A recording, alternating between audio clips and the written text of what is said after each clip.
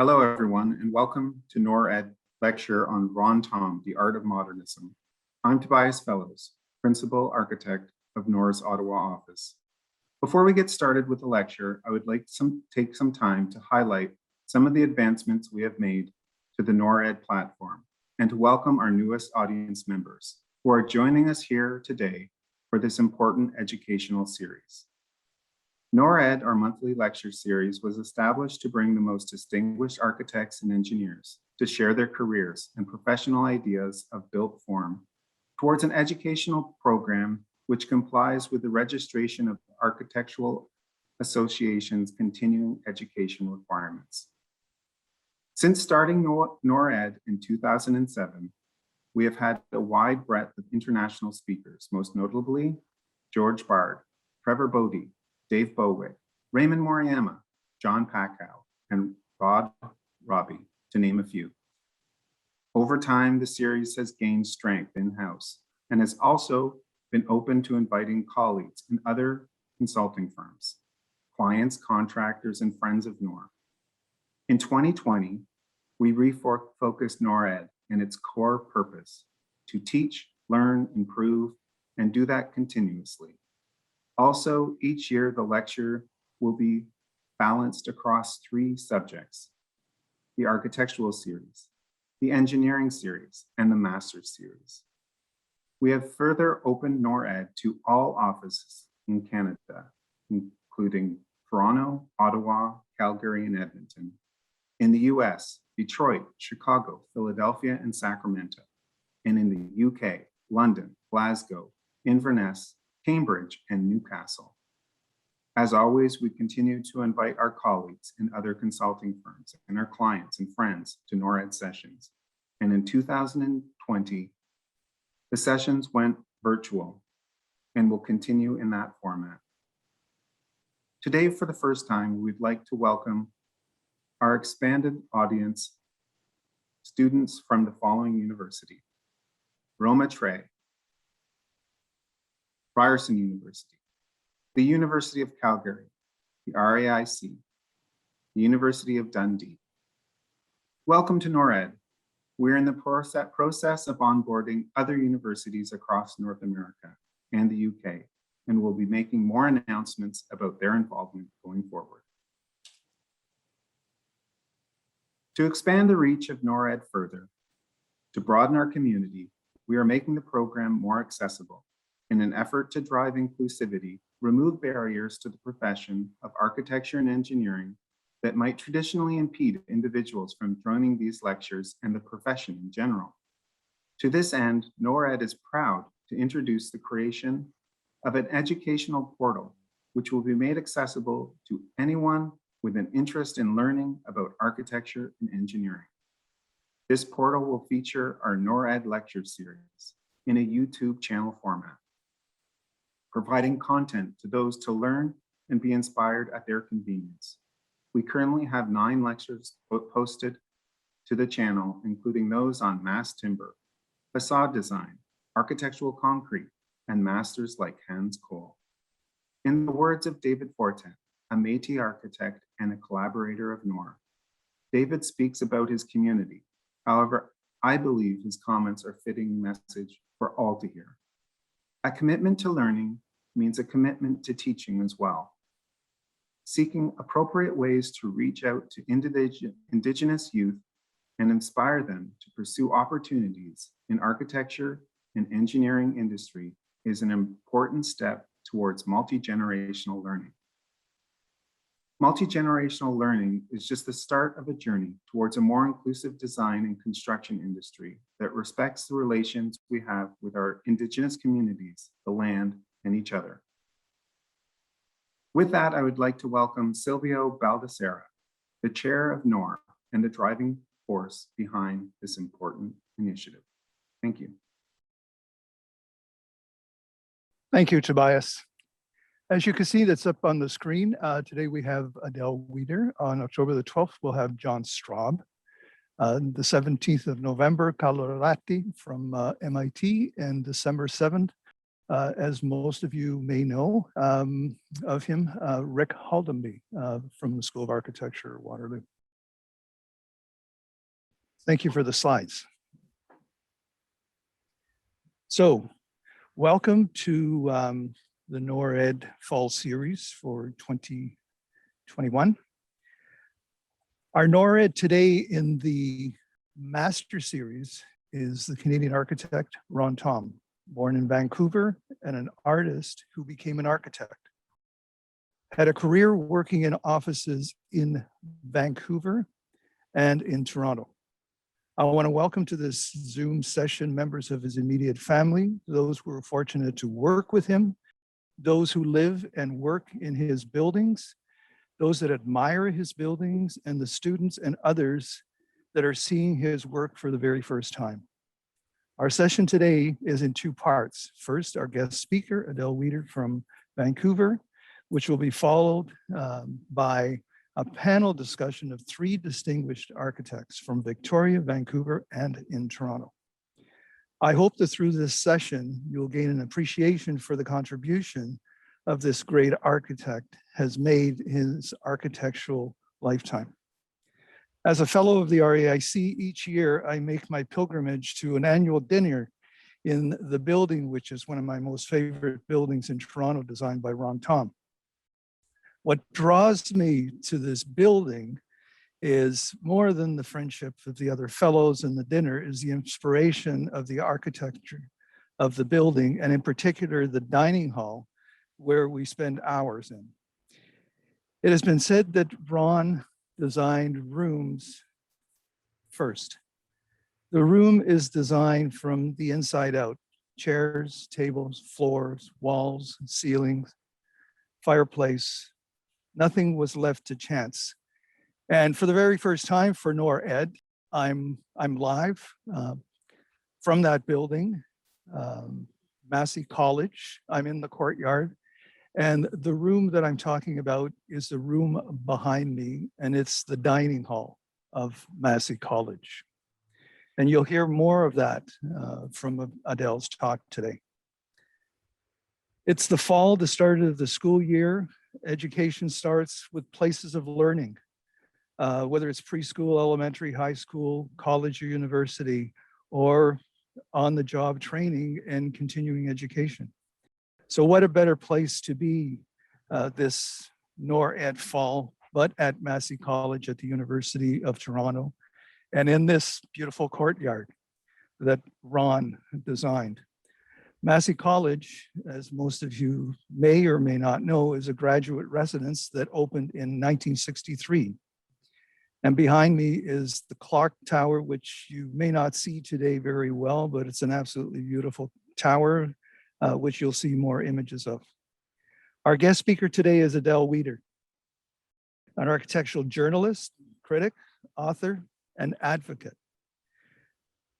For me, in selecting someone to speak, Adele is the perfect one to present the works of Ron Thom. Adele has investigated and researched his life and work more than anyone else. And in the fall of 2022, she is about to publish a comprehensive biography of Ron Thom by Greystone Books.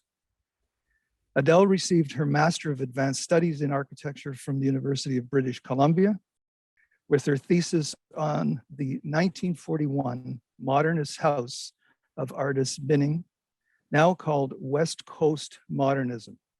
Adele was the editor of Insight Architecture and Design magazine in the 90s and editor of Canadian Architect magazine from 2017 to 2018. Her exhibition, Ron Thom and the Allied Arts, exhibited in galleries across Canada from 2013 to 2015. NORAD is honored to have Adele Weder join us from Vancouver. I turn this session over to Adele Weder. Thank you so much, Silvio. So this is really great to be here and I have the great privilege of being in one of Ron Thom's own houses, the 1957 Carmichael House in West Vancouver. So I'll just give you, just before I start the share screen and get into the presentation, this is the study of the house, and it gives you just a little bit of an idea of his partisanship. That's the ceiling. It's this octagon shaped ceiling, all of wood. And the built-in desk sort of matches. And of course, his unpainted cedar walls. So that's I'd like to thank the homeowners, Jan Pidherney and Jim Ferguson, for letting me take over their house for this presentation. Now, I also, I have many people to thank, and I do have, I'm just trying to get the, I do have a list of people but there's certain people that are too major to thank, that they're too important to be on the list. That's that Ron Thom's family have been absolutely essential in my investigation and in the following presentation for their insights, their information, their images. And I believe several family members are tuning in. Also, Dr. Morton Dodick, one of the few remaining Ron Thom homeowners, original clients and close friends, is tuning in. And all these people have been tremendously helpful. I can't list them all here, but here are the few of the institutions and photographers that have helped me. And so I'd like to express my appreciation for them. And then get back to the central question of my presentation, which is focusing on the integration of art within Ron Thom's architecture. When I started researching this biography that Silvio mentioned, I started with the architecture, and I looked through the archives and I looked at the buildings, and I asked his colleagues how he created his architecture. And it was very difficult because Ron Thom is such an intuitive designer. He didn't have this checklist of ways to make a building. A lot of it was just by feel and by thought. And I knew he had been educated an artist, and I realized that I would have to go back to his early education, his beginnings as an artist, to really understand his architecture, because it wasn't the same kind of process as other architects. This, spoiler alert, this watercolor of bronze is actually from Trent University, but that's what he would consider an architectural rendering. He obviously loved nature, and he loved painting, and he saw them as one big continuum, not as garnish. So that was the question that was central to understanding his work. And it started in this unprepossessing building that hardly looks like a hotbed of modernist architecture. It's the Vancouver School of Art. And this is what it looked like. It's changed locations many times, and now is a brand new building, and is now called Emily Carr University of Art and Design. But it was called the Vancouver School of Art, and it was run by the Vancouver School Board. And its main purpose was to make Vancouver a more beautiful city. And this is really actually very important, because these are some of the original founding faculty. This man here, second from the left, Charles Scott, is single-handedly, more than any individual, responsible for creating the West Coast's cultural infrastructure, visual arts and architectural infrastructure, because he launched the society that created the Vancouver Art Gallery and the Vancouver School of Art. And this man, second from the right, is also pivotal. His name is George Sharp. And he, like Ron, started as an artist who became an architect, and he co-founded the most important architecture firm in Vancouver, Sharp and Thompson, which would become Sharp and Thompson Berwick Pratt, and then Thompson Berwick Pratt, which employed Ron. So Ron, I went back to all the catalogs and images and found out, exactly what they would do at the Vancouver School of Art when he was there.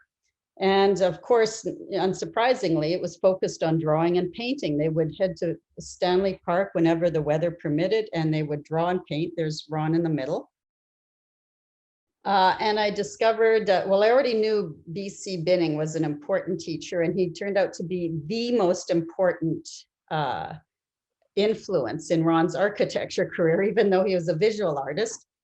Here's B.C. Binning in his studio, his 1941 modernist house. It was actually basically the first modernist house in the West Coast, and so one of the first modernist homes in Canada. And he's, even though he was a visual artist, he taught architectural design, and he designed a few houses. He would have liked to be an architect, but he had no chance to go to architecture school. So he saw in Ron the makings of a wonderful architect, and he encouraged him to become an architect. But he also taught him drawing, painting, and other visual arts, as well as architectural design. So when I did my master's thesis on the Binning House, as Silvio mentioned, so when I was trying to understand the Binning House, which was not like other modernist houses, it was something about it was odd. It was not rationalist. I looked at Binning's art of the time. He was a modern painter, modern drawer, but he deviated from the conventional rigid perspective. As you see in this is just one example of many ways that he inflected the orthogonal grid in his drawings. And I saw a link, in many more ways than this. This is just one example. In the way he designed his own house. He had Ned Pratt, who was just a fresh new graduate from U of T architecture school, draw up the blueprints, but Binning designed all the angles of this house, which are pretty strange. They don't have they're not on the orthogonal, and they don't have an apparent rational reason. They were basically just these intuitive inflections of the grid that until Bert Binning just felt his house felt right, just like his drawings. So Ron was one of Bert's star students, and he was a young radical, like a lot of art students, and he wrote in the student journal called The Palette of the art school, about how art and architecture are integrated, and they will improve society, and we have to overthrow the old world order and so forth. So basically from day one, he saw them as in lockstep. He didn't see them as art or architecture. He saw it art and architecture as a continuum. Now, the other teacher that was very important to Ron and remained a lifelong friend was Jack Shadbolt. But Jack Shadbolt wanted Ron to become a painter. He thought he had the talent and the inner drive to be a very important Canadian visual artist. Because Ron was part of this group, kind of like, years later, you'd call the New Romantics, that Jack saw at the Vancouver School of Art as, the most talented ones, the most, ones that were, seeking new directions. He wrote in Canadian art, Ron appeared twice in 46 and 47, and it was Jack Shadbolt that named Ron and a few of his classmates as the ones to watch in the Canadian visual arts world. Very few of Ron's early paintings survive. This is, like from the Canadian Art Canadian Art article. But this is one of the very few that is, and that this is in the permanent collection of the Vancouver Art Gallery. It's called Seated Figure, and it shows like it's emblematic of a young emerging painter. It's, still who hasn't developed a fully, finished style, but you already see the kind of what I would come to see as Ron's tendencies, to enclose a space, to have a sort of a centrifugal composition, very intense. That's his long-suffering wife, who's the model on that. And this is where he ended up, though. Bert Binning, Jack Shadbolt tried to get him to be a painter, but Bert Binning convinced him to get a job with Ned Pratt, the fellow on the left. He introduced him to Pratt as a terrific renderer, because in those days you didn't no computers, no software. If you wanted to show a client what your building was going to look like, you had to have someone who was a good artist to draw it up. And Ron was a very good artist. And so that was what he is hired as an apprentice in 1948. This guy, and you might recognize this guy, that's Arthur Erickson. This is the Thompson Burbank Pratt office you saw there. And then right away, Ron had, with Bert Binning's instruction and Jack Shadbolt's sort of artistic eye and the apprentice, what he learned as an apprentice at Thompson Burbank Pratt, he designed and built his own first family home for him and Chris and his wife Chris and their two toddlers. And that's on Peters Road. Behind him is the house that was designed by his friend Doug Shadbolt, who was Jack's brother, for their mutual friends, Molly and Bruno Bobeck. And this is the inside of that house you see in the back. And this is Ron's house. It's the only image I have of it, unfortunately.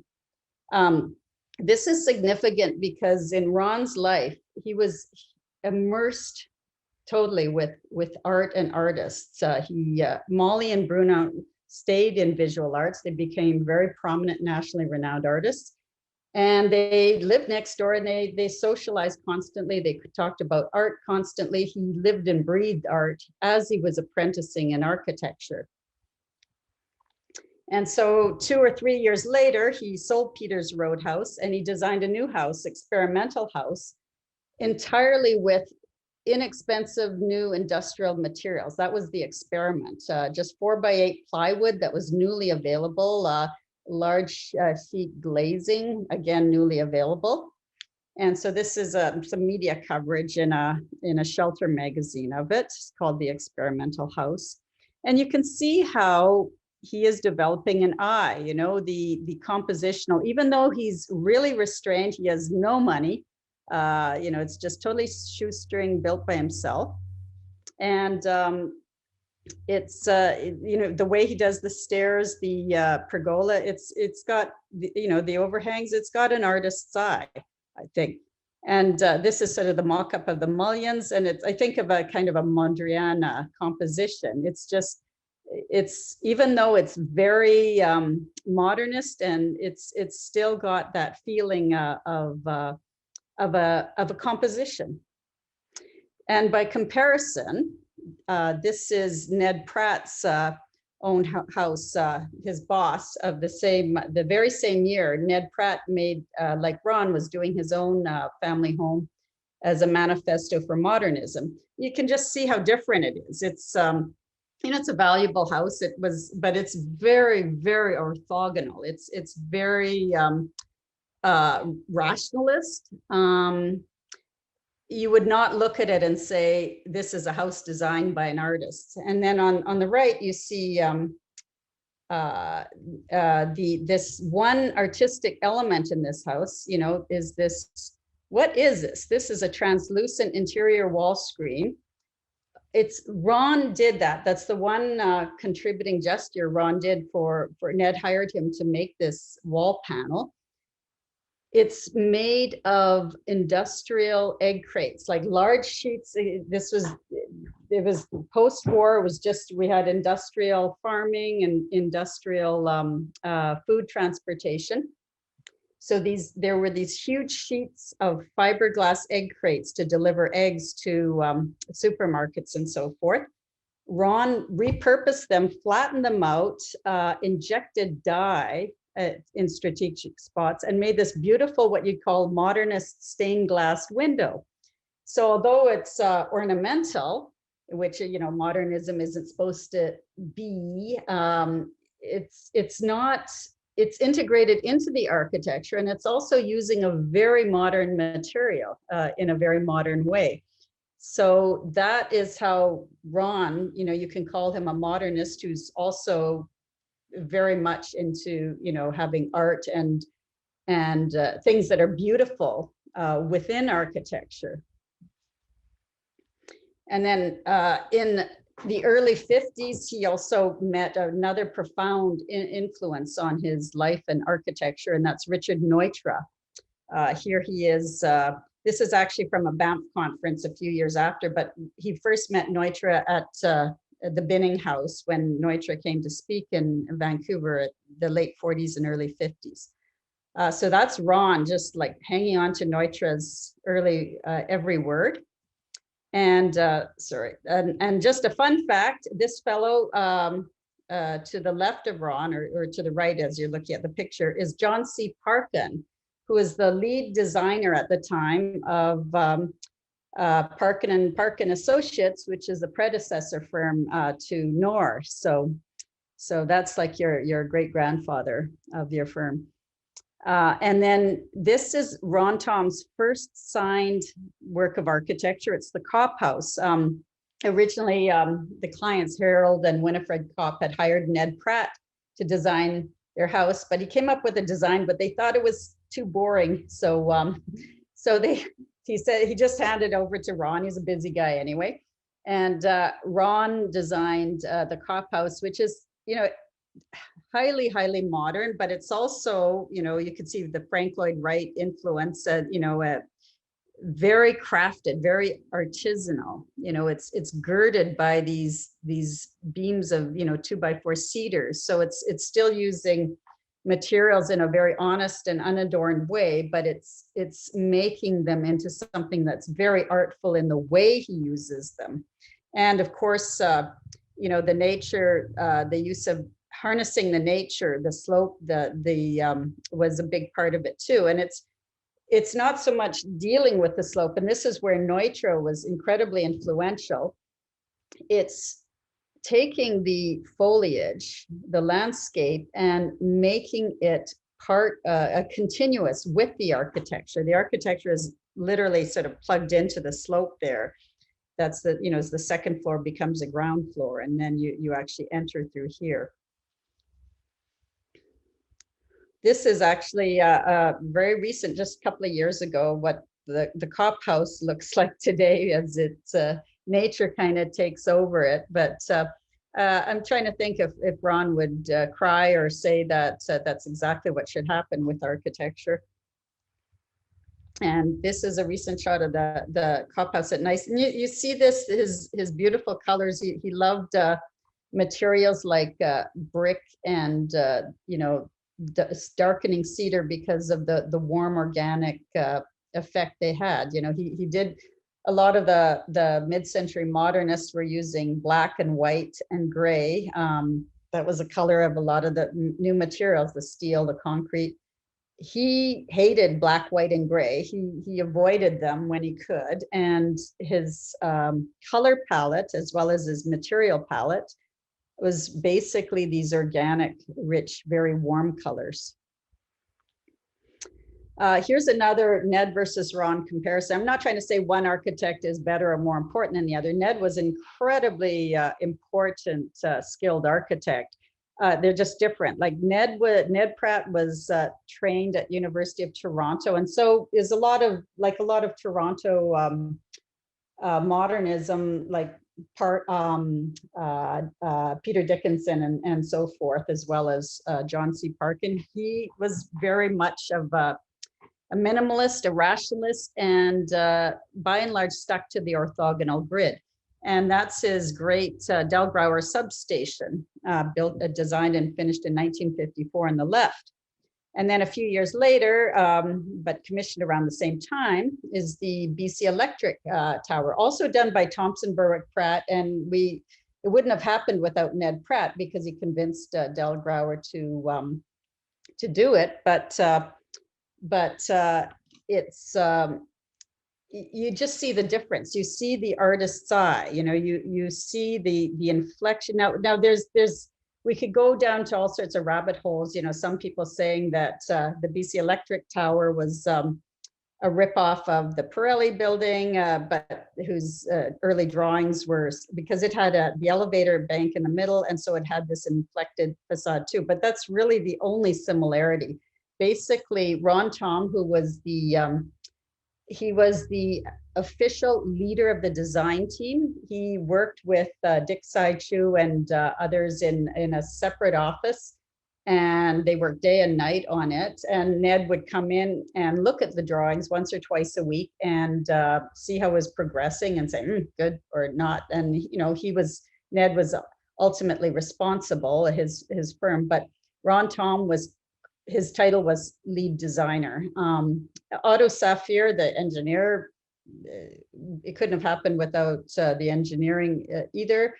But as far as the art aspect, how that influenced it, you can see at ground level, B.C. Binning's murals are integrated in there's sort of a pergola here.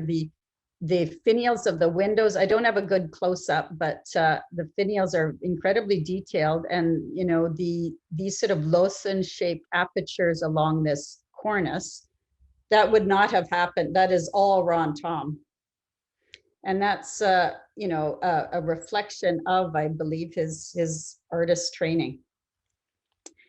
And if you ever doubt, like it looks like, you know, a more ordinary when we live in an age surrounded by modernist high rises. But this is what this Fred Herzog, the visual artist, did this beautiful, amazing photograph, you know, at the time. And it really shows the difference, you know, between, you know, how the new modernist architecture compared to contemporary Vancouver. It's just, you know, looming in the distance coming up. And this was like a cathedral. It shook the world. It made national headlines. It literally was covered from coast to coast.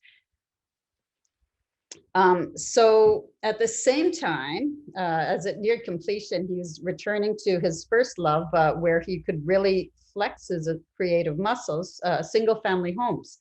So this is the Carmichael house. And before this, he had already been experimenting with the Southworth and Dawson houses on these, what's called the honeycomb grid, the hex grid, the 30, 60, 90 grid. It's instead of a, you know, just like graph paper, square orthogonal grid.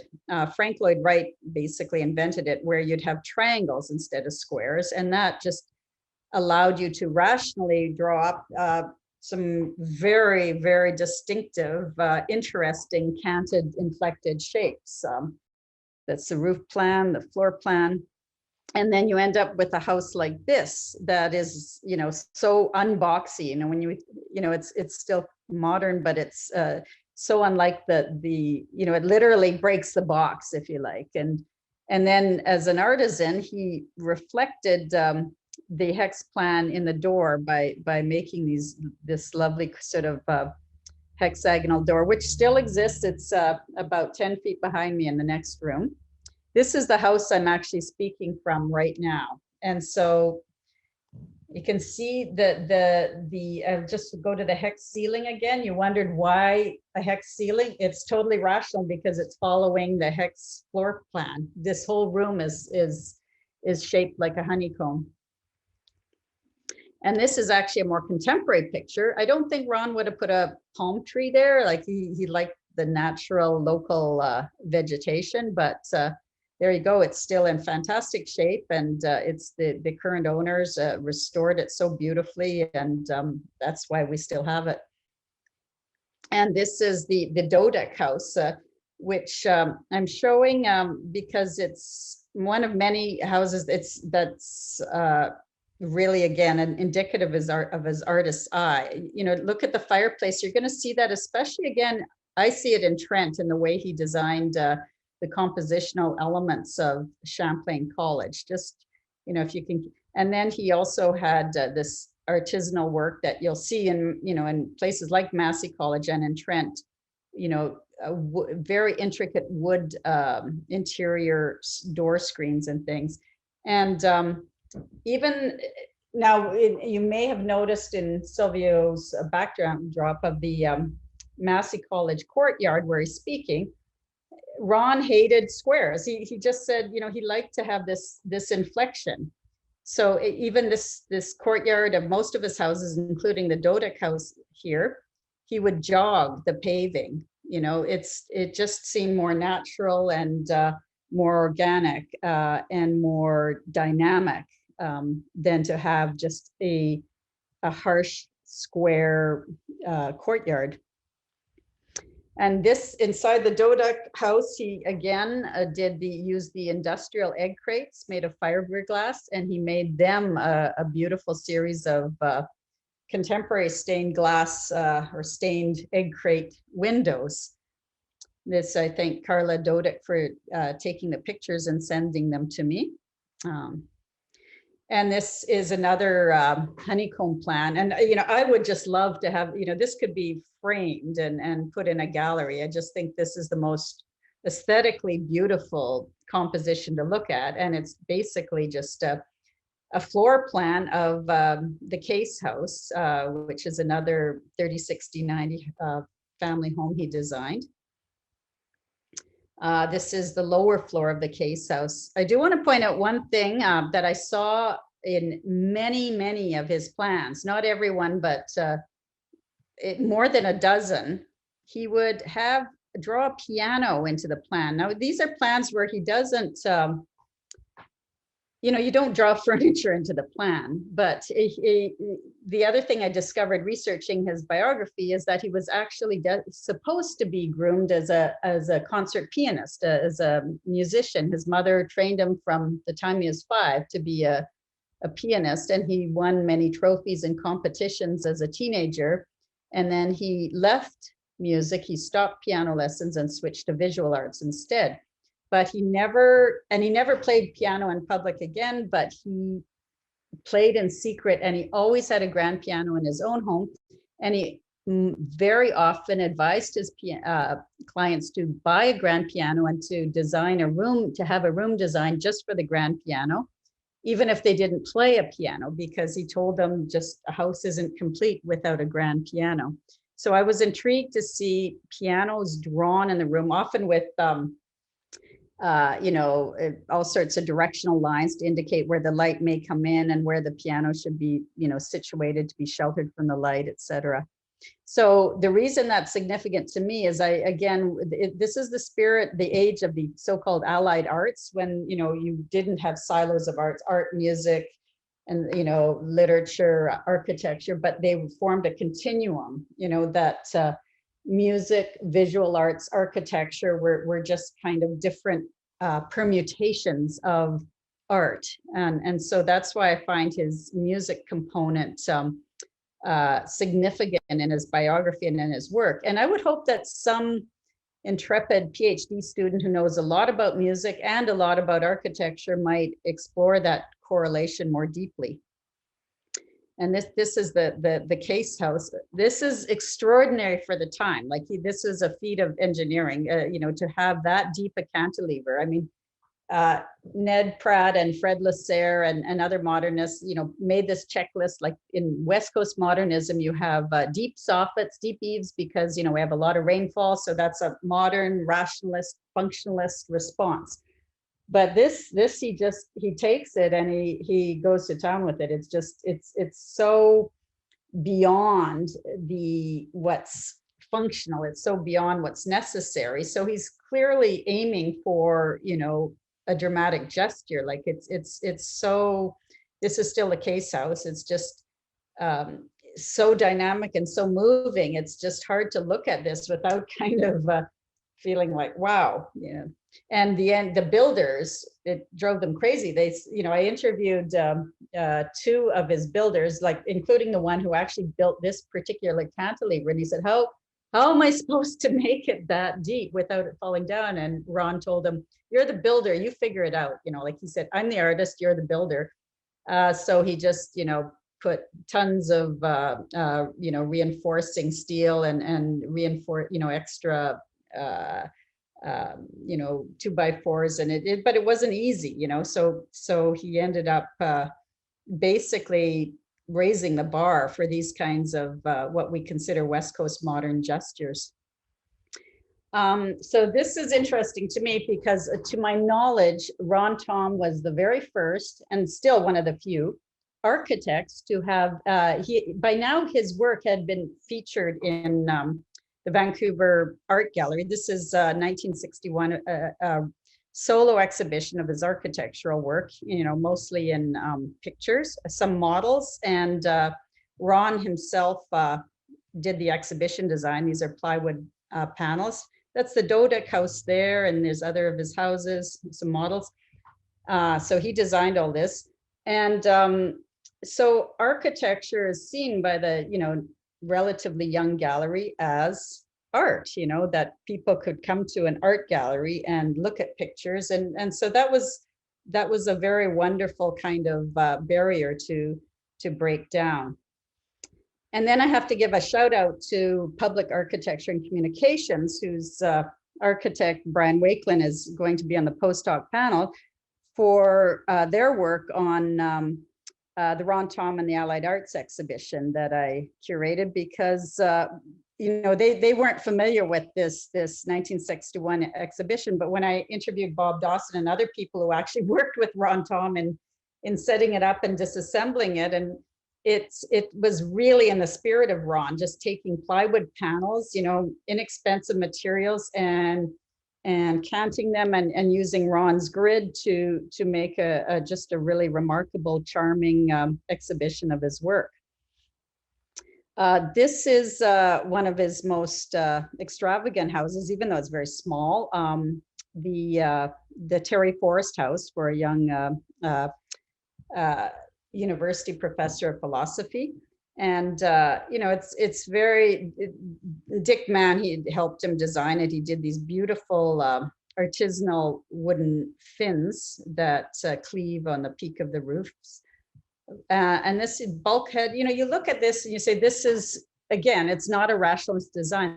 There's intuitive gestures, like this is the cedar clad fireplace chimney, and it's very sculptural. It's not a rational kind of way to do it. It looks like it's just sort of anchoring this sculpture of these rooftops.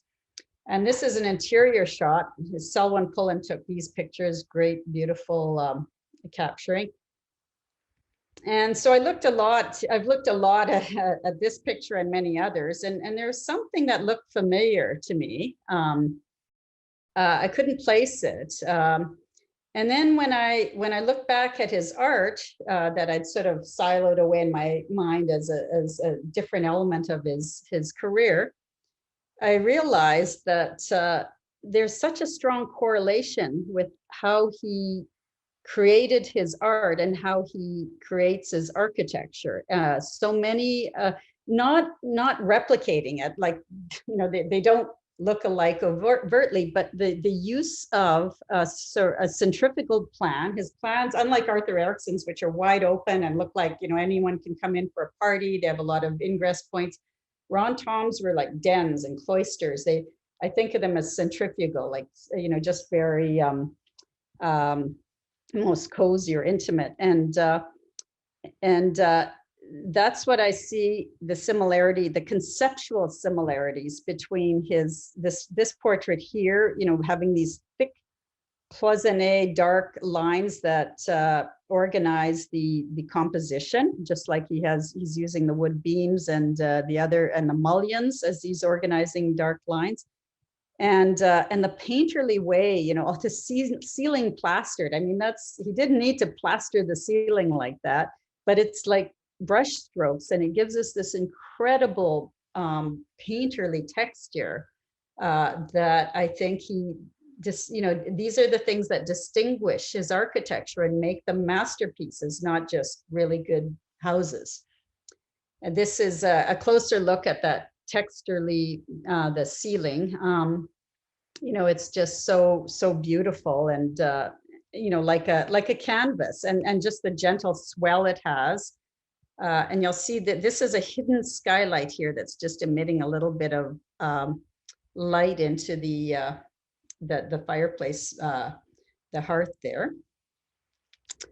And then we get to what many people consider his ultimate masterpiece.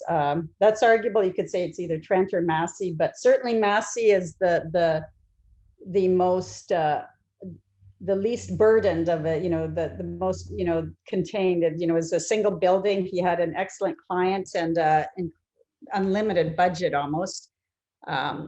So he could really exercise all his his artistic chops here. Here's a fragment of the original 1960 letter from Vincent Massey inviting him and Arthur Erickson and John C. Parkin again and Carmen Cornet to join a limited competition for designing Massey College. And this is a fragment of the design memorandum, the one-page memorandum. I only put, you might not be able to see, it's a little, yeah, it's not just that last letter, the H. I looked at this in the archives in Calgary, the National Canadian Architectural Archives in the University of Calgary. And I saw the original letter, and it was clearly Ron who had, received this, he read it, and he, I just love the way he just sort of circled, all these 4 qualitative imperatives. He's dignity, grace, beauty, and warmth. He's not thinking of, okay, it should be 20 stories tall. It should, accommodate, so many students. Those things are all important, but those are just details. Like what he zeroed in on are these qualitative factors that he had to create in Massey College: dignity, grace, beauty, and warmth. So you can't order an architect to create them. You can't say, okay, give me dignity, give me grace, give me beauty, give me warmth. You have to have that kind of talent and spirit within you, or or be capable of it to bring it forward in your design. This is one of the few written notes that he did, like right under the memorandum. There's a stack of about 100 8x10 papers, and the first one said this, just about premises, assumed, and a dining room is for conversation. For its special function as a room, should be introverted. Well, that's Ron thought everything should be introverted. If this was Arthur Erickson writing it, he probably would say should be extroverted, but I think that was a factor too of their personalities. And then he says, therefore, it should be lit by high windows. Therefore, there is no view as such. Therefore, the amenity this room could enjoy is sunlight. And that's about the extent of it. And then, bang, nothing but about 75 pages of sketches. And I'm just going to run them through it because this is the first time I really felt that I had a direct connection to the way Ron Thom thought. Is he thinks in images. He doesn't write out his thoughts. He's challenged to explain them rationally, precisely because he's an intuitive and an artistic designer. So I looked through these sketches and I just leafed through them, and I felt like I was reading his mind, and maybe you'll feel that way too. I'll just go through them like 1 second at a time.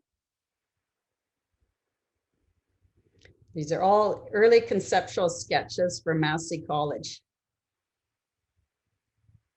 Just ideas, just blue sky, stairway details.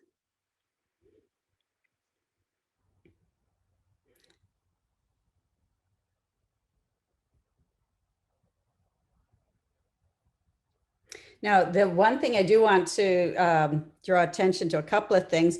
A few of these sketches, he's deliberately, and you'll see it later actually in a presentation, early conceptual presentation board, he's rounding the rooms.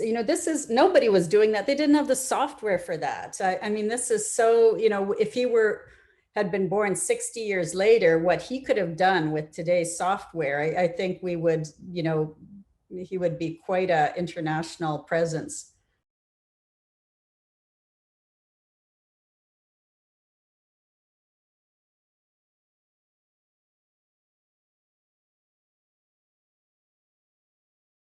And I did these red outlines because I just want to pause here mid sketch.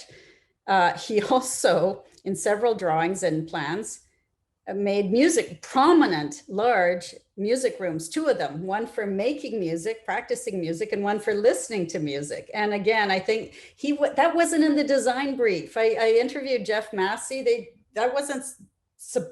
never told him to do that. They weren't supposed to build it. That wasn't part of the Massey plan. That was Ron's proactive idea of what Massey College should have. And it should have music, music rooms, a big part of it.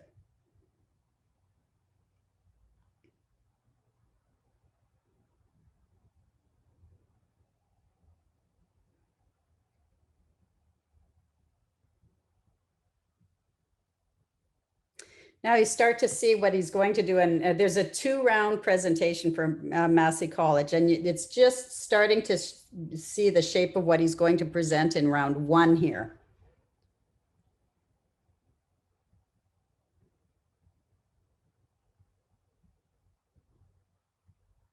And this is, yeah, here's the presentation board for this crazy rounded scheme, which I'd love to see. And he probably could have done, today, but it never made a formal presentation board stage. So I think he or his associates reminded him that it'd be pretty tough to build. So this is a presentation board for round 1. It's so, it looks so, well, if you've seen the Imperial Hotel, Frank Lloyd Wright's Imperial Hotel in Tokyo, now destroyed, you'd say, that looks very Frank Lloyd Wrightian. That looks a lot like the Imperial Hotel. There are his own gestures, like, these kind of, you see this, that's not totally unlike what ended up happening. And I love this roof. That's where he gets, he couldn't do the rounded rooms, but he could do a rounded roof. And I also see this connection where I think he was inspired by his industrial egg crates, in imagining this kind of roof on the left. This is the roof to the dining hall that I've never seen before, and here's the floor plan and an elevation. So you can see, yeah, this is a lot like, how the Imperial Hotel went. And this beautiful elevation. Here's a close-up, and it looks very elaborate. You think, oh, that's ornamental. But when you look at the window mullions he's created, they're actually, on the side of the dining hall, the upper windows, they're honeycombs, just like they're on the hex grid. So in a way, he's being as rational, if more expensive, than if you have, it's got a logic, because they're following a grid that's a honeycomb grid. They're not arbitrary, just like most windows have an orthogonal mullions following an orthogonal grid. So this is the presentation board for the round 1's floor plan. And so it's quite, he had to, square the rounds, but you see the jogged facade. This is he can't just do a straight facade. And that's an artistic and aesthetic thing, but it's also a commonsensical thing, because when you have these jogs, you have greater privacy and greater views for all these individual units that people have. And it creates just a sense of, organic, hominess. And it's Jeff Massey, the one of the 4 jurors that the late Jeff Massey just died a few months ago. But I interviewed him several times about this, and he said Ron Thom was the only one who got it. They kept saying, we want an intimate, closed, protective space, and even though they didn't like his round 1 design, they said it's very beautiful, but it's way too Frank Lloyd Wrighty. We need something more modern, especially Jeff and Hart Massey, both modern architects. Vincent Massey was fine with everything. He wanted it to be, originally wanted it to just be a Gothic building, but Jeff and Hart said, no, it has to be modern, and you do your own thing. Don't do Frank Lloyd Wright. Don't do Ron Thom does Frank Lloyd Wright. Do Ron Thom does Ron Thom. And this is, yeah, he even had the music listening and the music one in the round 1 presentation sketches. So here's round 2. He literally went back to the drawing board, aware that he had to come up with his own kind of modernism, and that it wasn't to be, seen as derivative. And, he had to shake off the ghost of Frank Lloyd Wright. And this is what we have, which is essentially these beautiful drawings, what is built today. So it's far more, it's absolutely original. But it's still very, the composition is a composition that requires the artist side. This is actually, I think, Barry Down's sketch here, but it's all Ron Thom's design. These are pictures of the times. And it's, as you can see, it looks basically very little has changed, everything, the jogging lines, just make it into such a masterpiece than if it was just a straight blank facade. There's the first master, the novelist Robertson Davies, in the courtyard. And if you remember the Dodek house, one of many houses and buildings that have that jogged variegated courtyard. He did the same in Massey College, with the pond and the courtyard and the greenery. He jogs it because when they're square, they look inhumane to him. And of course, color. A lot of the photos of the time are in black and white. I find black and white beautiful for understanding and seeing the architecture, but color was so important to him. And here's, you can see the beautiful colors of Massey College, the organic warm colors. And I don't know if you'd call this sort of fuchsia purple organic, but it's just beautiful. It's very tempered. I think of his egg crate, artistry, where he leaves a lot of the little egg cells, the fiberglass cells, blank, and then he just very strategically colors some of them so it doesn't overwhelm. And this is the commons room. And he designed all the furniture, with his staff. Paul Martel would, and others, Bob Bowl, many others should get credit because you can't design a building like this just all on your own. But he would commission, and as the principal architect, he ordained that, the furniture all had to be custom designed. The ceramics and silverware had to be specially custom ordered, and outsourced, by artisans. You see these syncopated patterns that are more like I almost think, again, I think of music, and sometimes, when I look at these things, but I don't have the knowledge to elaborate any further than that. The furniture, he was concurrently doing an addition to the Cop House that you remember you saw earlier. So for the furniture, he was able to,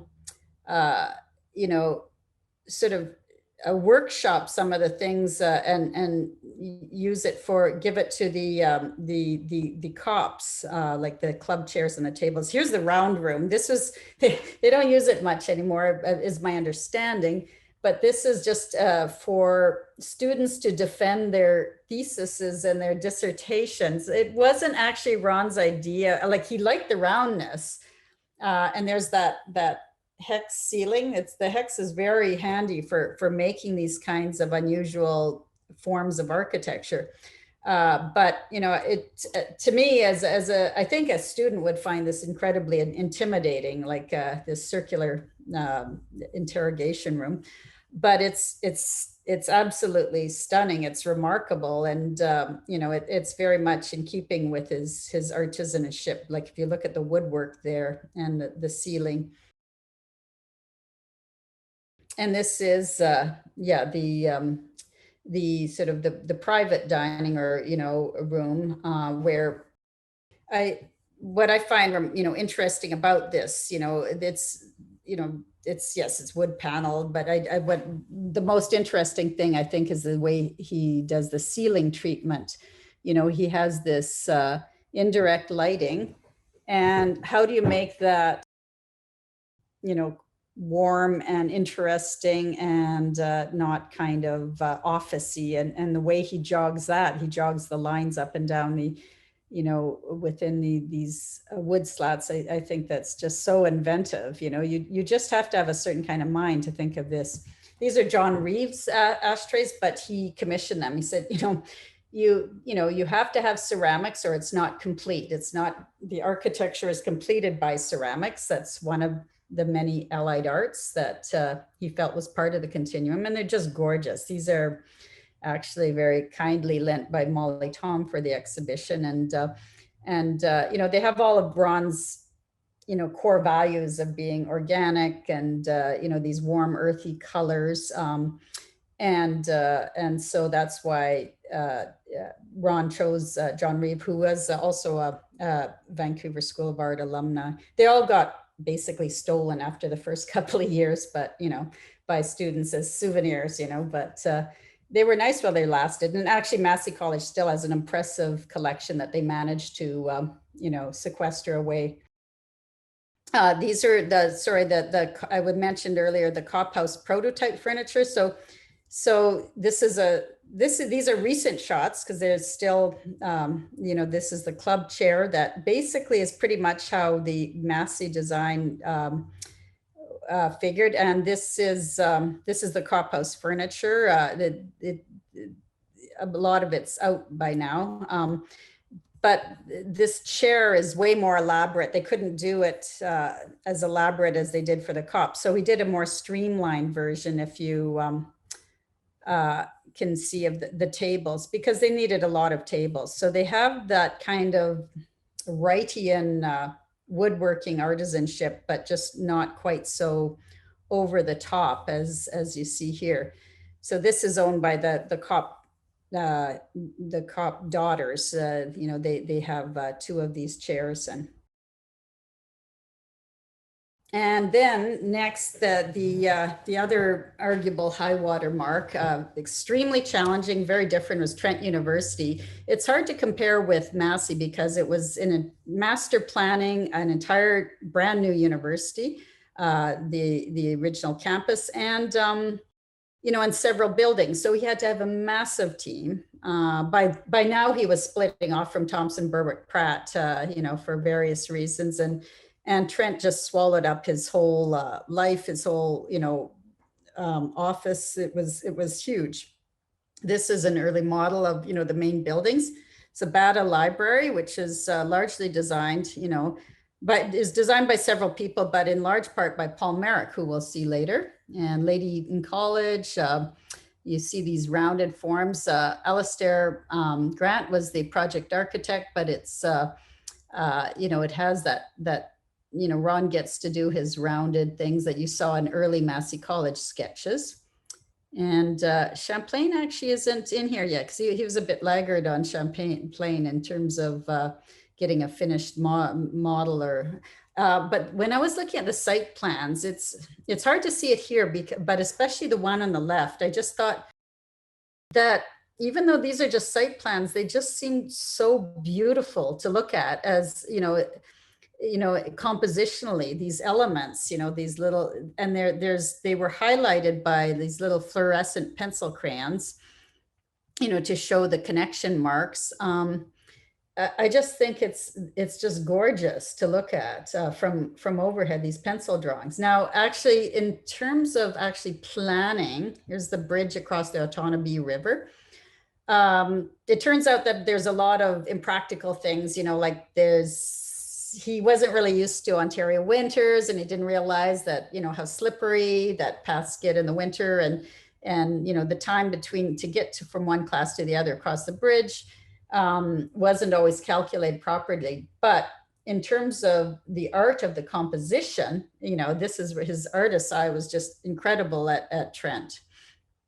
So this is Champlain College, and it's, you know, it's beautiful sculptural forms, you know, in all seasons, and, you know, just looks like it's growing out of this copse of trees. And here too, like, you know, you look at this, and these aren't even professional architectural photography. These, it's just the forms, you know, if you remember the Doduck fireplace, it's the same thing, just a simple, precise positioning of shapes. It just makes something into a work of art. And you'll also see the aggregate concrete, like, you know, he's working in concrete, a modern material that he really didn't like. He wasn't a big fan of concrete or steel, he liked wood. But he saw Stiles College at Yale, and it was modern as concrete with, you know, aggregate stones put inside during the formwork. process, but it was evocative of something timeless, like the same feeling you get when you look at old stonework. That's the master's house, and he marries it with his, the what he likes to do with his single family homes, the wood, the semiotics of home. And just the beautiful bell tower, it's just really like a sculpture. That's Champlain College. Again, when I look at his plans, I just think they're so, they're so pleasing to the eye. And they're always centrifugal. They're always kind of, sheltering the central element, not radiating out. Or it's another view of the forms close up, beautiful window treatments. And this is a fairly contemporary shot, and you can see how, 40, 50 years later, it looks so perfect. It just looks so timeless. This could be, studying in some ancient church in Italy, but it's not pretending to be ancient. It's concrete, but it's got this artisanal treatment to it, with the aggregate. Here's the dining hall, very, very, elaborate, especially the ceiling treatment.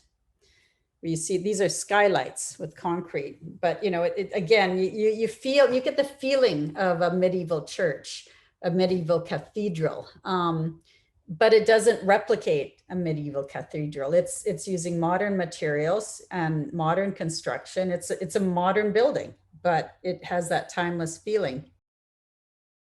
Lady Eaton College on the left, and this is the common room of Lady Eaton College. You see some of his incredible, the custom lighting that Trent is famous for, just beautiful. And this is Bada Library, just this, the one that Paul had a lot to do with it, and just like seems to float on the Otonabee River. This is the interior of Bada Library, a more recent shot. And this is, I think this is actually from Lady Eaton, just the beautiful, you see Hans Wegner chair, furniture that he specified also. He custom made a lot of furniture, and he also specified for a working class town's university, a lot of, European high design furniture pieces. Said, why not? We're a rich country, the students deserve it, let's do it. This is a drawing, I think, by Bob Montgomery of the ferry on bridge, which Paul, again, was largely responsible for designing. I hope he might speak to that later during the panel discussion. And the Bada Library behind it, because this is how they saw it. Ron and his team saw these things. What does it look like compositionally? It's, yes, you also do client presentation drawings, and you make them look nice for clients in a way that working drawings don't have to look nice, but they always have, to me, the idea that it should, from every angle, look like be as successful as a work of art. And this is the watercolor of Trent, and it's, again, it was in the Trent archives. It's signed Ron Thom, and it's what's interesting to me is it's a painting, a watercolor of Champlain College. You can see, I've seen enough pictures of Champlain that I can see that he's got that in the background, but this is how he sees architecture, as just subsumed in the world of around us, subsumed in art and subsumed in nature. And it loses its importance to him, I think, when it becomes independent of art and independent of nature and the context around it. And just the sort of my last, this is like just a wildcat shot. I kind of wished I could have put this in the show, but it was a bit of a stretch, but I don't find it a stretch at all. I just see so many connections, in his work. This on the right is the light well, one of the many light wells he uses, especially in Trent. This is a conference room off Champlain College. And he'll have these little skylights that emit this light. And, the rest of the room is rather dark. And a lot of his houses are like that too. And it's a bit of the Frank Lloyd Wright thing, the cavern and cave. but it's quite different like that. It seems to me more strategic and more subdued than anything I see in Wright. And it's, that's why I thought what we like about Caravaggio, it's not always practical for living, and a lot of his clients add more windows, but the effect of having a single source of light and the rest of the room in darkness, and then it illuminates these certain points, is so powerful. Like that when you visit the conference room, you know, you just enter the room, it's just absolutely resonant, you know, this artfulness. And it's hard to not feel very profoundly moved by the very clever and very deliberate way he manipulates light. So that's why I'm just sort of concluding with, again, an example, just like I started with comparing him to Ned Pratt, you know, not to say he's better or worse, but just to say, to show how different he was. Now, John C. Parkin, who I mentioned was, you know, at the Parkin and Parkin form that eventually became NORR, he was also considered to have a very artful eye, to be a creative type, but he was utterly different from Ron. They knew each other, they hung out together sometime, they respected each other. They both worked in Toronto, and but here is John C. Parkin in his office, you know, which is all black, all white, and like a factory, and totally open. And here is John C. Parkin's famous, beautiful bridle path home, now sadly demolished. And if you look at how John C. Parkin treats the landscape and the coloring and the compositional elements, it's so orthogonal, it's so minimalist, it's so precise, it's so, the pattern is so regulated like machinery. And it has its own beauty for sure. And this is Ron Thom's office and home. Sorry, I don't have a better picture of his Meadowcliff home in, you've seen a few of his West Coast homes, and this is one of the only shots I can get right now of his Meadowcliff home is this terrible newspaper shot on the right.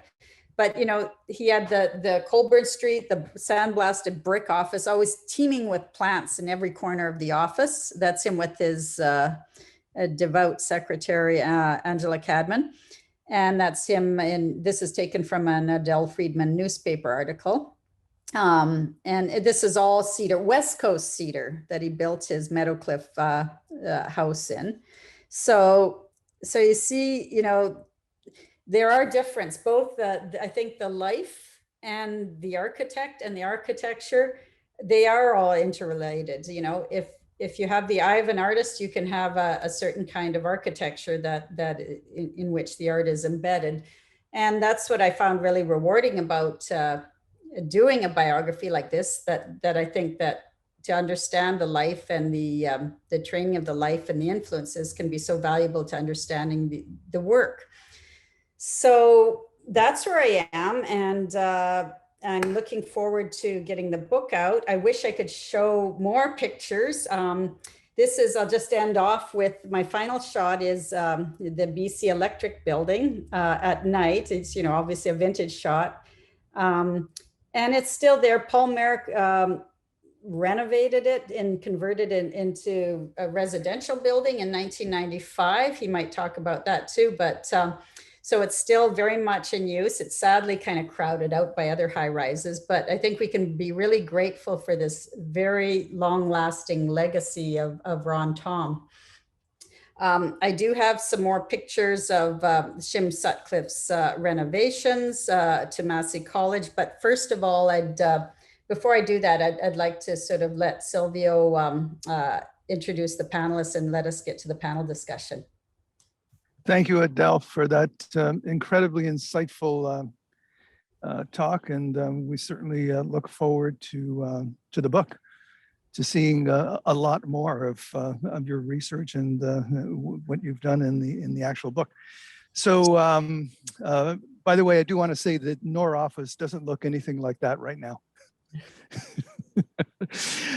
So I'd like to have the panelists turn on their cameras and their microphones, and I'd like to introduce the panel, which all of which have had something to do with Ron Thom and Ron Thom's life, and I'd like to start off with Paul Merrick, design consultant, Merrick Architecture.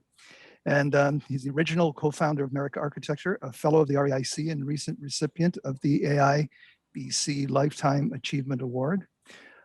Paul conceived and directed much of the award-winning work of the practice beginning in 1984, and Paul offers a wildly acknowledged reputation as a gifted and collaborative architect and urban designer, established early in his career as practice chair of the acclaimed Vancouver firm Thomson, Barrack and Pratt, as Adele has said, and most importantly, certainly in Ron Thom's history, being responsible for the Battle Library, as Adele has shown at the new Trent University.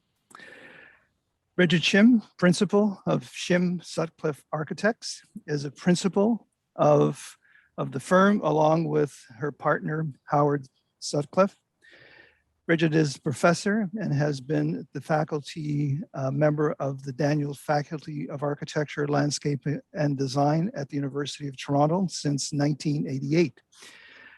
Shim and Sutcliffe are the recipients of 2021 REIC Gold Medal. And for most of you who have just received the copy of the Canadian Architect, congratulations, Bridget and Howard. It should be noted that the jury comment on that gold medal, and I'd like to quote just part of that, by their relentless pursuit of excellence, Bridget Shim and Howard Sutcliffe have produced a significant body of exceptional design covering architecture, landscape, interior, furniture, and hardware. Howard Sutcliffe, that's the end of the quote. Howard Sutcliffe, it should also be noted, worked for Ron Thom at the beginning of his career, and Shim Sutcliffe had, as Adele has said, have done currently a number of projects at Massey College, which is where I'm seated right now. The third panelist is Brian Wacklam, architect, principal, public architecture and communication. Brian has worked in the architectural field for nearly 30 years and holds a Master of Architecture degree from the University of British Columbia. His work is widely recognized and has received 6 AIBC awards and 3 awards from SEUP AIA. In 2015, Brian and his firm, Public Architecture and Communications, were the professional Prix de Rome recipients. And as Adele has said, Brian was responsible for the 2013-2015 Ron Thom exhibit that went across Canada. So welcome all 3 panelists. I think that this is a great group together with Adele to start the conversation. And I'm going to turn it back over to Adele, but I think that the question, Adele, that you really brought up at the beginning of this is, what really happens when an artist becomes an architect? And maybe I'll turn it back over to you to address the panel. Well, see, I think that it's significant that we do have these panelists that do have the artist's eye. And I think it's, Paul Merrick, I don't know if people know, but he was one of a very tiny number, maybe they're just 2 or 3 people that Ron potentially saw as an heir apparent to himself. He really didn't see a natural heir, but like, most people, as he got older, he realized, he hoped to have someone to groom someone to replace him. But it couldn't just be any old talented architect, it couldn't be that he had lots of skilled project architects, but he saw Paul as having an artist's eye. And Paul, if you know the things like the Fraser House, which Paul largely designed, or the Ferry and Bridge, they're actually not, you can tell they're not Ron Thom designs. They're not the way Ron Thom designed, but they're still not checklist modernist, rigid orthogonal designs. So I think what happens when an artist becomes an architect, and Paul, you can arguably call yourself an artist because you like drawing, and you told Fred Lasserre when you applied to architecture school that, or you thought that he was wrong, that drawing and being able to imagine art is very important. What that does is that distinguishes a good architect from what we think of as great architects, that degree of imagination. Now, can you speak to that, Paul? Like, do you consider yourself an artist turned architect? Well, greetings all, and thanks, Adele. I find myself thinking, well, if I knew what art was, I might make an attempt at defining it, but it's one of those ephemeral things that you know when you see it, but trying to describe it is always a tall order, if not next to impossible. And whether we call it art or architecture, or art and architecture, and I would include in that subject all of the other aspects of art, particularly music, which you've mentioned. Ron had a long-standing fascination and preoccupation with, and I might come back to that. But I thought I'd like to just reflect on the idea that each of us here all have a love and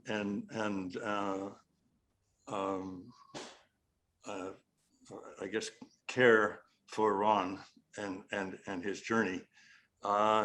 Each of our journeys is different from each other, and I'm going to patronize my two colleagues for a moment now, but Brian Wakeland, for instance, we've never had the pleasure of meeting, I don't think, but I remember telling you, Adele, when I first saw the exhibition that you first mounted of Ron's work, Ron's story, and I, not knowing that anything about what Brian had to do with it, saying it felt like it might have been done by Ron. And I reflecting on that and having learned about Brian's part in it, I think that's intriguing, because otherwise I don't, I spent half my life in Ron's company, and I never met Brian. And Bridget, for instance, I met through, of course, Howard, who, as you just mentioned, worked with Ron years ago, and just after I was part of that. And most of what I know about that, other than Howard and Bridget's life story and all their work, is what they have had the, I guess, great good fortune to do in Massey College. And again, as you go through it and you come upon the bits you've touched, you can see that there's something distinguishable from what Ron did or might have done if he were to renovate something further, but it's so empathetic and sympathetic and so much a part of the personality and the nature of the place, and in turn Ron Thom, its author. I've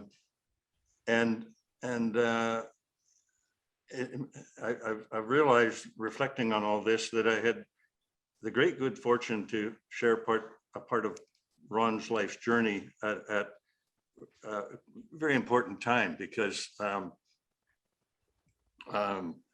as we've often reflected, there's kind of phases to each of our life. And in Ron's case, there was the formative artist, and then the introduction to architecture and the practice thereof, in Ned's firm, and then and that led to what's been called his kind of Vancouver era, largely houses, including things like BC Electric, as it was called originally, and things like the CKWX building, which never gets mentioned anymore because it was demolished, but a really lovely little piece of work from back there.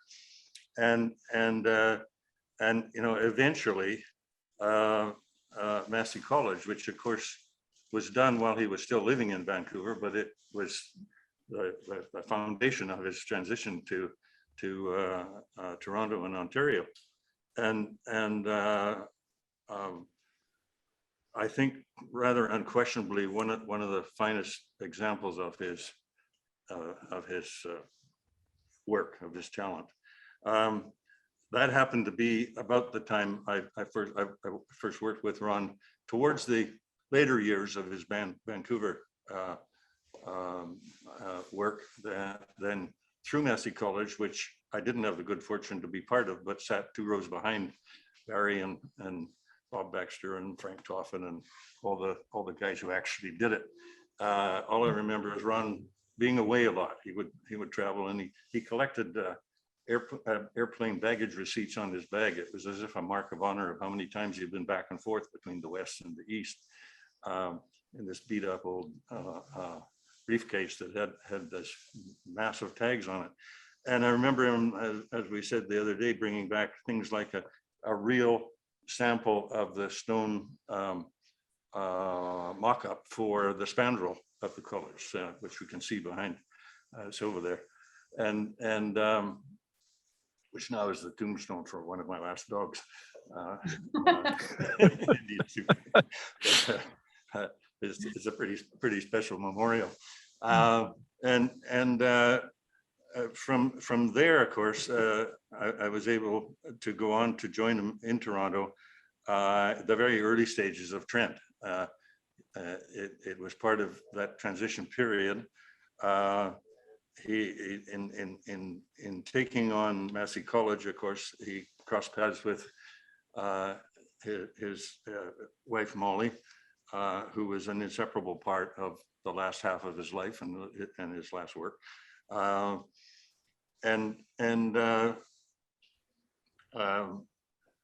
found himself in a forum with a good deal greater scope than a lot of the work he'd done to date, Massey notwithstanding, or with the exception of Massey probably. Took up with Tom Simons, who I've come to realize had a nature really a good deal like Ron's, so that they were both very bright and talented in their respective ways. And one of the things that was a characteristic of each of them, they were very prone to delegate. As our client, Tom Simons, when you came to a problem, with someone having a different idea, I can remember the head of engineering wanted to do signage all over the facility, using little sticky things that you could get in the hardware store, and Ron having an absolute hernia about it for very good reason. And when we went to the president of the university to say, what are we going to do about this? He said, well, you figure it out. You're the designer, so you're the problem. It's your problem. And I'm not going to fix it for you.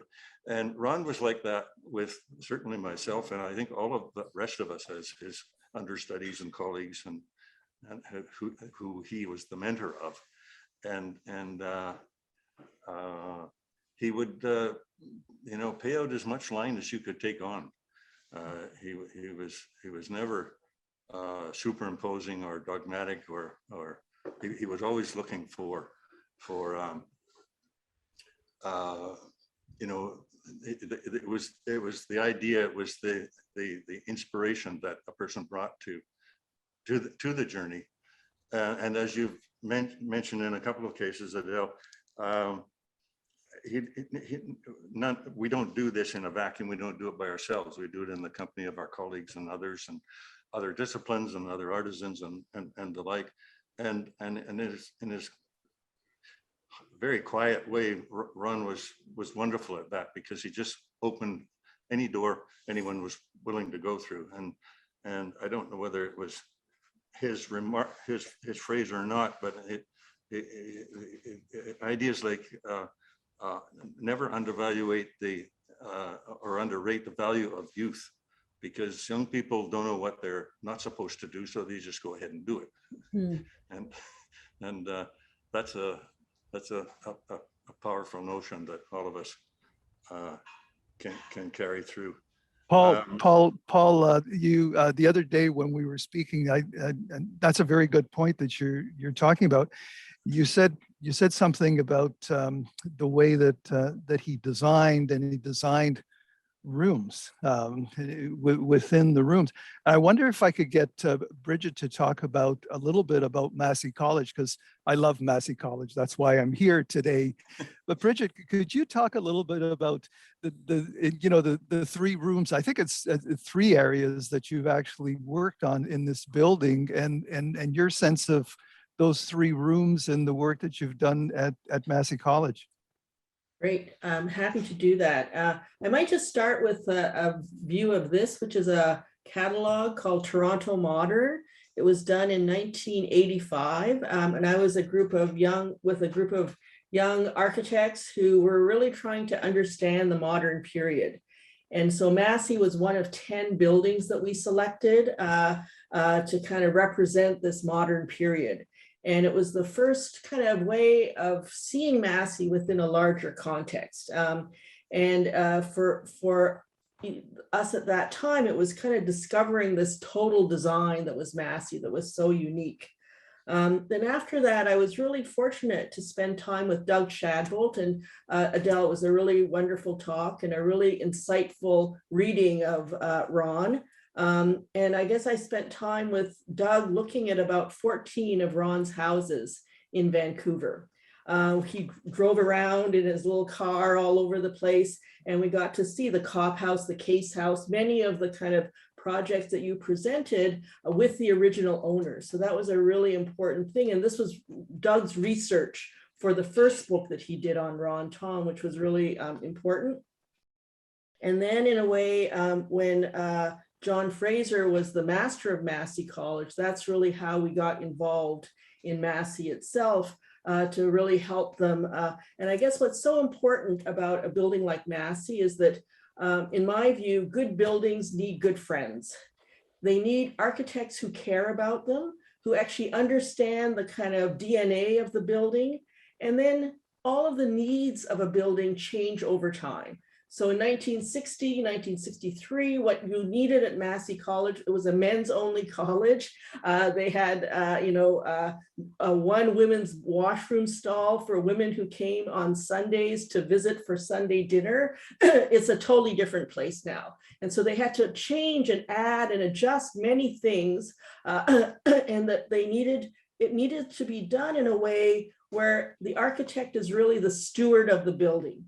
Understanding Ron Thom, not trying to mimic Ron Thom. And one of the issues was that there were many parts of Massey College when we first came to it in the early 90s where carpenters had added pieces and you couldn't quite tell what was Ron and what were all of these subsequent add-ons over time, accretions over time.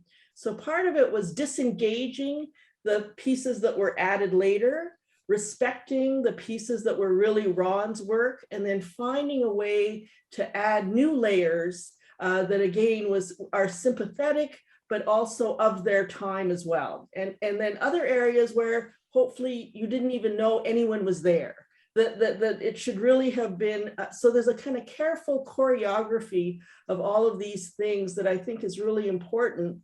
And I would say all important buildings need friends that are architects who can help them to get to the next level. And the fact that Massey is the age that it is, it needs kind of a level of ongoing stewardship and ongoing care to ensure that 50 years from now, it looks as good as it does now. So it's super important that architects take on some things that are really more of a background role in really ensuring that these buildings have a long, happy, and healthy life. For us, it was a privilege to be part of that. And to, we added the chapel, the Robertson Davies Library, the new West Gate, a lot of things that really allowed the college to continue the life that it had and to enrich and add to the different roles that it needed that were never considered or thought about in 1960 when it was designed.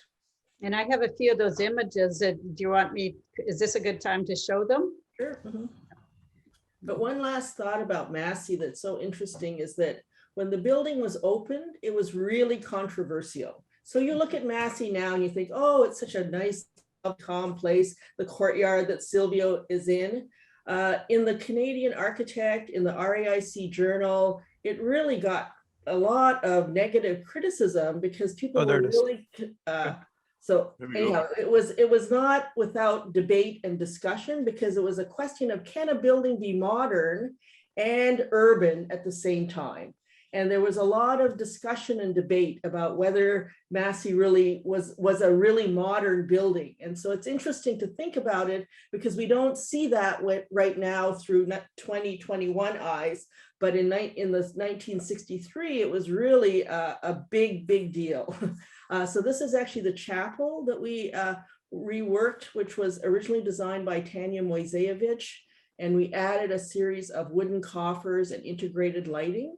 The sort of altarpiece is a gift to the college from Robertson Davies. Maybe you could go to the next one. And this is just a view of the lighting integrated.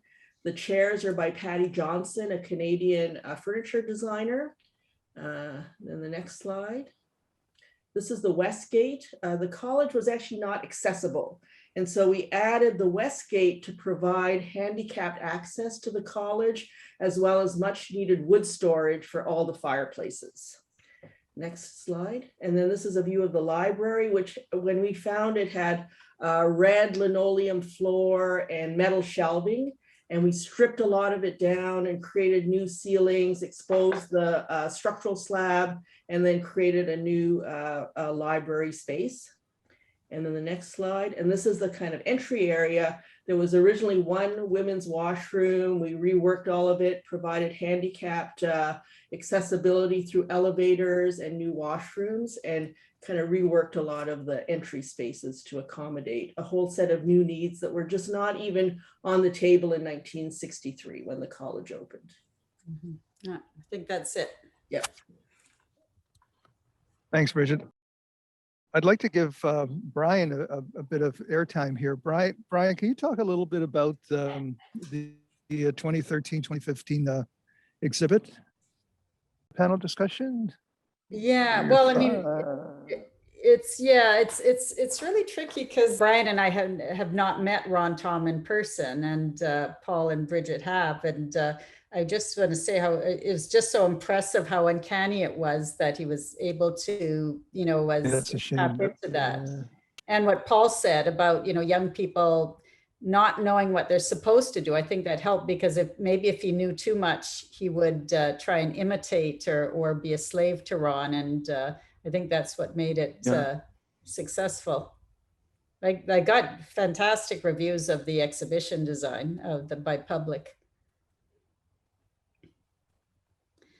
But it's really hard to, it was really hard to do, it's hard enough to write about or to understand, but to actually show that, and that's, how do you show architecture? It's not mobile like music, like a concert piece, or like visual art, paintings and sculpture can be moved. So. How's that? Adele, you hear me? Yes, Perfect. I hear you now. Yeah, we can hear you. All right, I'm just cool. lauding your exhibition. Did you hear the question, Paul, Brian? Yeah, let's repeat it. Yeah, so I wonder if you could talk a little bit about the exhibit in 2013, 2015. Of course. It was a pleasure because, as Adele mentioned, I of course hadn't met Ron Thom. I'm not the right generation or the right age. But to flip through the sketches in particular that Adele walked us through was pretty magical. We do student residence work as well. So it's a program I understand. We're passionate about masonry and materiality and craft. So it's, you could feel the presence of a kind of a thinker. One thing that doesn't come through in the presentation, they're all on very quirky colored pieces of construction paper. They're purples, yellows, oranges, and they're really beautiful. There's a lot of toothiness to the paper, and it came through both in the drawing artifacts and the houses that we were able to tour. That he had a real passion for materiality and texture as a way of evoking a sense of place and identity. I think it's not without accident that you often see him wearing either tweed jackets or cowichan sweaters or and crazy big fat knotted ties. And that's sort of that sense of kind of palpable texture really comes through. I've seen some of his lesser known works as well, and there is a real he's just so confident to experiment with materiality, that kind of feeling that you see and touch when you're at Trent University comes through in all of his work. It came through just in the way Paul described his crummy old briefcase with lots of baggage tags on it and mileage. That really came through in looking at the work, looking at the artifacts, and looking at the way that he would layer experience through a variety of media. Furnishings and porcelain, ceramics, and so on. It was, I think he really went all in, and I know he invested so much of his character and his strength into the work, and that was very humbling and very a great honor to be able to convey that. And it always tickles me that I hear it sounded like we did that kind of right, that we landed on that. So it's privilege for sure. Thank you. Thank you. I'm going to ask Tobias, we've got about 10 minutes, and I'd like to ask Tobias, you've had a chance, Tobias, to take a look at the questions. Maybe we can open this discussion up with questions from the audience. We did hit around 1:58 for the Zoom call, so. I'll start off with one question. Is the relationship to kind of the client and an artist? I mean, he's an architect, so he has a different relationship maybe than an artist would have to a client. I'm wondering if the panel could talk about just the relationship that he had with the various clients, and how he worked through different projects and how the clients kind of worked with him. Want me to touch that one, Adele? Yeah, sure. I think we could all speak to that, but you go ahead. As I alluded, talking about art is even more problematic than talking about architecture. The proof of the pudding of all of it is in the reality and the manifestation. But it was only over time and through almost a kind of osmosis that you came to understand that the architecture that Ron understood, architecture that as he understood it, was inseparable from that thing we categorize as art. That the story and the narrative and your the little dissertation this morning, Adele, attest to how he came from a place of seeing the world through the eyes of that which we call artists, who saw material, who saw the elements of nature and the qualities of light, the idea of light, which you know is at the root of any artist's work,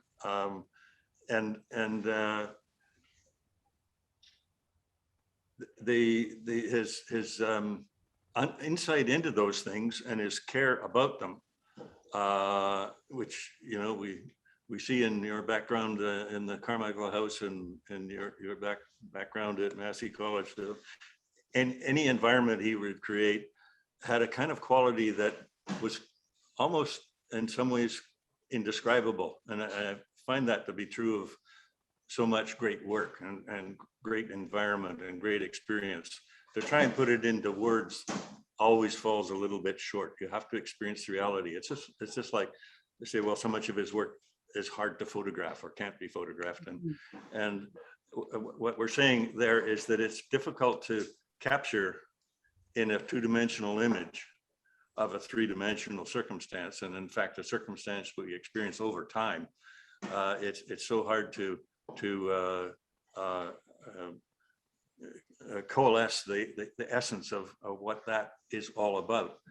And in saying so, we're probably getting at something that's at the root of this thing we call architecture, which is only experienced in place and over time, and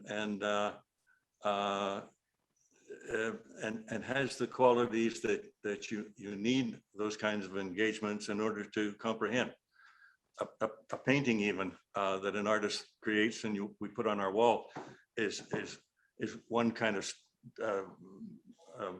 dissertation. But to come back to your question, Julia, I can remember sitting with Ron with a client. I think on this occasion it was AKW Fraser and his wife Betty, and we were discussing the materials that he was interested in applying to this case, and they were having other ideas that were, you know, from the current magazines or whatever, and the discussion was going back and forth, and eventually Ron banged the table and said, "Well, what do you want? Peanut butter?" Words to that effect, and because he just lost his ability to address the question, because it wasn't one that you could just deal with language the way we have to, and there are a host of moments that would come to mind around that, but it's what lasts is both the insight and the passion that he had for the qualities that made up a piece of work. No more than a musician might take issue with, say, a composition and its orchestration that we all know works of great authors that have been reorchestrated, and sometimes it's brilliant, but sometimes they completely miss the point of whatever the work is about. And Ron would be fundamentally cognizant of that. I have one story related to the architect-client relationship that I thought I would share. When Ron was working on Massey College, Murray Frum approached him and he said, "Do you know someone that could design in your manner?" And Ron said, "What about me?" And so that started a relationship between Murray Frum and Barbara Frum. And I would say Ron really was such a humanist, and that architect-client relationship was actually fundamental to really producing good work. And the kind of almost the way that he interacted with his clients, especially for residential projects, was so important to kind of really shaping his architecture. And that kind of nurturing back and forth relationship, I think, really has resulted in some of the really remarkable Vancouver houses and the houses in Toronto.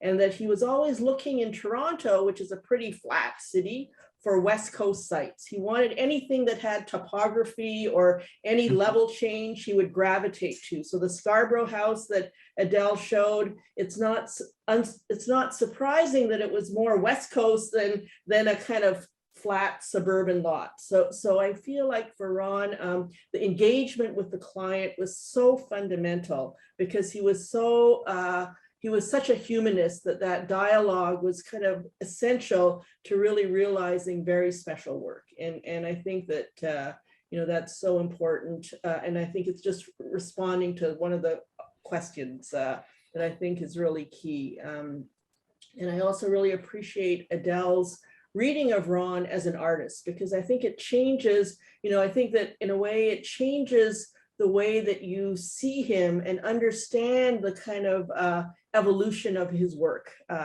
that architecture was a medium to really realize an artistic expression. And it could have been painting, it could have been music, it just happened to be architecture. Mm-hmm. And I feel like that for me is the lesson from hearing your talk, Adele, and really learning from seeing the early photographs, the sketches, to understand the kind of DNA that I think even though it's someone we met and we knew, I think it adds a whole other layer of meaning to the way that his work evolved over time. And so I really appreciated your insights and really thoughtful research, like so many interviews, very, very rigorous sort of referencing and cross-referencing, because I think it paints a different picture of someone we thought we knew, and we're actually able to understand him in maybe a slightly different context. So I think that's really valuable and really appreciated. That's interesting. That's great. I'm going to move on to the next question, because we've got a couple questions here in the chat. So I'm wondering, someone in the audience is wondering about Ron's influences in his later career. Paul or Adele, is that something that you'd be able to respond to? I don't mind responding, but I mean, I don't want to supersede you, but I would just preface it by saying it's in his later career, like after Trent and, you know, into the Shaw Festival Theatre and the Metropolitan Zoo, it becomes more complicated for several reasons, but one of the major reasons is because he entered into a different economic era. He was actually very, very lucky to enter architecture when he did, when his region was wide open, needed buildings, had lots of money, and said, just go to town. And then he had clients like the Masseys, and he had Ontario on a university building boom. But it was actually in the middle of Trent where the hammer came down, and the money tap started turning off, and people started getting this mentality that architecture wasn't about beauty and civic pride the way Charles Scott originally had intended, but more about getting value, financial value, shareholder value, corporate value. He ran, voter, resident value. What are the voters going to think about their tax dollars? And he ran into that inflection point, so that when we talk about influences, I'd be interested if Paul or Bridget think otherwise, but I didn't find evidence of a strong mentor like the way B.C. Binning and Richard Neutra and Frank Lloyd Wright had influenced him. But I did find architects like Murray Beynon that were very helpful to him in dealing with this incredibly challenging new world where architecture, to survive, firms had to take a more corporate stance.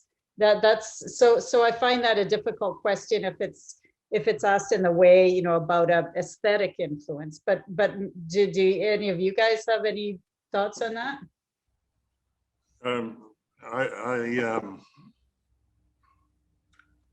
I think you're touching on a big one there. If you look at the I quite concur, Adele, with your idea that Ron lived at a very fortunate time. But it was also a time that became difficult and challenging because the perception of things and the values and the focus were evolving as the world grew much larger and more urbane and probably more complex. Most of that period of Ron's life was after I was no longer working with him, and we would see each other occasionally. A transition, I guess, into that happened to be I think what was called the BC building at the time, which you've talked about in Vancouver. Never realized, of course, and what a struggle that was for Ron, because he was still living in Toronto. It was in the place of his origins, and he was trying to influence something in a way that was probably difficult, if not next to impossible. One of the things, as we alluded to in our last talk, is that I think Ron was as an extremely good listener. As Bridget just said, he was very attentive to his clients, and where he had his own idea, it needed to be about whoever that client was or that aspiration was. And Massey College is probably the perfect example where we reflected on the difference between the first iteration and the second round, as you call it, that we know today. And that change was clearly a subject of the influence of his client, of Vincent Massey in particular, and no doubt Jeff and Hart, and I'm sure others. And whatever they said somehow caused him to be able to shed his Reichian, if you like, the baggage of his early Reichian influence, and listen to himself, because there's a clarity to Massey, and its enduring qualities are because it has its own root truth that was really came out of its author, and you could cite a host of examples, but if he wasn't listening to the client and their verbiage, he was listening to the site or the land or the context of a work, and trying to address it as if in an abstract sense it was a part of nature or a natural process, as nature behaves anywhere all over this wondrous planet of ours.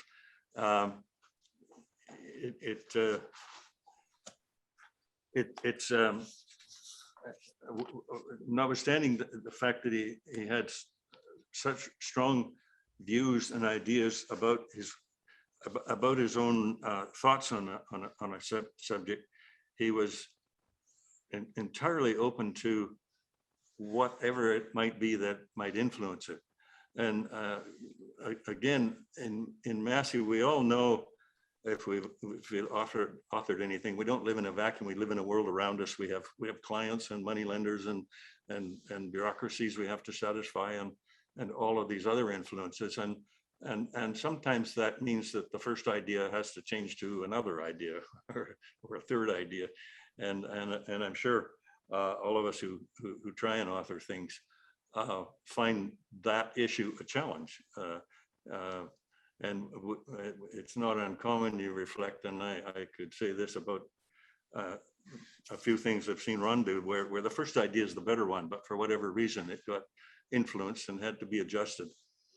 And the brilliance is the ability to do that. As again, I keep coming back to Massey because it's behind Silvio on our screen, but it's probably a significant work became a wondrous work out of that need to listen and not reinterpret but further interpret. And that's a great comment there, Paul. Thank you for that. Sylvia, I think we've come to at the end of the question. There are a few more that are here, but I think it's 2:06 now, so I'll let you okay, close it out. That's great. Thank you very much. Thank you for everyone that was on the line and part of this session. I just Paul, I just want to leave. I go back to Massey College simply because I'm here. Just concluding comments about Ron Thom and again, something that you said the other day that I do want to share with everyone about the amount of effort and the amount of detail and the amount of work that Ron Thom put into this building that you talked about, and it was never ending. It was, and you see it. I mean, when you sit in each one of these rooms, the amount of detail that goes on, and you go into a lot of buildings today, and what most architects say, the architecture is finished, and it's not finished. When you compare, the dining room, and you sit in that dining room, and it's a magical space when you sit in the dining room with the amount of detailing that's in it. And you said it the other day that, he just, spent an incredible amount of time detailing that one room, as he did with every room in this building. And it's that kind of effort that we don't seem as architects to have that kind of time on certainly large buildings. I mean, it happens in probably residential today, but it doesn't seem to happen on all of the buildings throughout architecture today. And it's important, and it's something that somehow gets lost. So thank you to all of the panel. Thank you, Paul, for your insights, and to Ron Thom, Bridget. Thank you. Thank you for all the work you've done here. And it's going to live on. And Brian, for your efforts, and Adele, many thanks. We look forward to your book being issued with bated breath and in the fall of 2022. And thank you very much for this talk today. This will be probably in a week or two. Ilana will edit this session, and it will be available on NORR YouTube for anybody to see. And it's free. It's not at a cost. So please tell everyone and enjoy it. And for everyone else that's on the line, our next one is in a month from now. And thank you, everyone that's joined us. And we look forward to seeing everyone in a month and for our entire fall session to the end of this year. And then we'll start up again next year. Thank you, everyone, and have a great day.